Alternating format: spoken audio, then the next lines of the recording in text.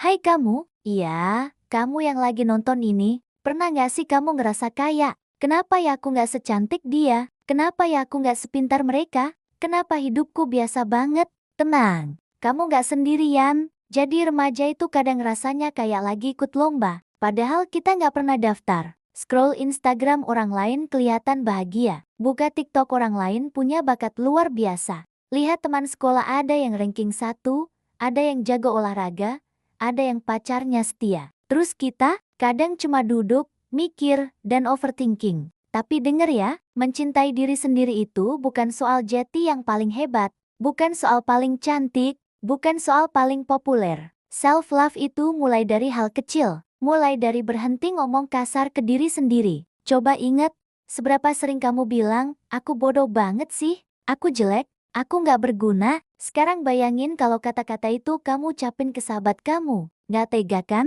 Terus kenapa kamu tega ngomong sejahat itu ke diri sendiri? Belajar mencintai diri sendiri itu artinya, kamu jadi tim paling depan buat dirimu sendiri, bukan jadi pembenci terbesarnya. Dan ya, kamu boleh capek, kamu boleh gagal, kamu boleh nangis. Itu nggak bikin kamu lemah, itu bikin kamu manusia. Kadang kita sibuk banget ngejar validasi orang lain, upload foto berharap ada yang muji, cerita prestasi berharap ada yang bangga, berusaha jadi orang lain biar diterima. Padahal, orang yang paling lama hidup sama kamu itu ya kamu sendiri. Kalau kamu terus-terusan gak suka sama diri kamu, hidup bakal terasa berat banget.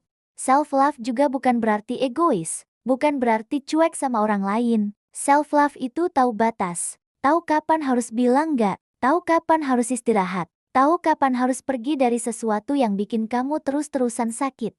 Kamu nggak harus selalu kuat, kamu cuma harus jujur sama perasaanmu. Dan satu lagi, kamu nggak perlu nunggu sukses dulu buat bangga sama diri sendiri. Bangga karena kamu masih bertahan, bangga karena kamu masih mencoba, bangga karena kamu masih di sini, walaupun sempat merasa nggak cukup. Proses mencintai diri sendiri itu nggak instan, nggak kayak pesan makanan yang 15 menit langsung sampai. Kadang kamu bakal balik lagi ke fase insecure. Kadang kamu bakal bandingin diri lagi. Itu wajar. Yang penting, setiap kali kamu jatuh, kamu belajar berdiri dengan versi kamu yang sedikit lebih sayang sama diri sendiri. Ingat ini ya, kamu itu bukan cuma nilai rapor, bukan cuma jumlah followers, bukan cuma pendapat orang lain. Kamu adalah proses. Kamu adalah cerita yang belum selesai. Dan kamu berharga. Bahkan di hari-hari kamu merasa paling biasa. Jadi mulai hari ini, coba pelan-pelan. Ngomong yang baik ke diri sendiri, maafin kesalahan yang udah lewat, kasih waktu buat istirahat tanpa rasa bersalah. Karena mencintai diri sendiri itu bukan tujuan akhir, itu perjalanan. Dan gak apa-apa kalau kamu masih belajar. Kita semua juga, kalau kamu lagi ada di fase capek, aku cuma mau bilang, terima kasih ya, sudah bertahan sejauh ini, itu gak mudah, dan kamu hebat. Walaupun kamu sering lupa,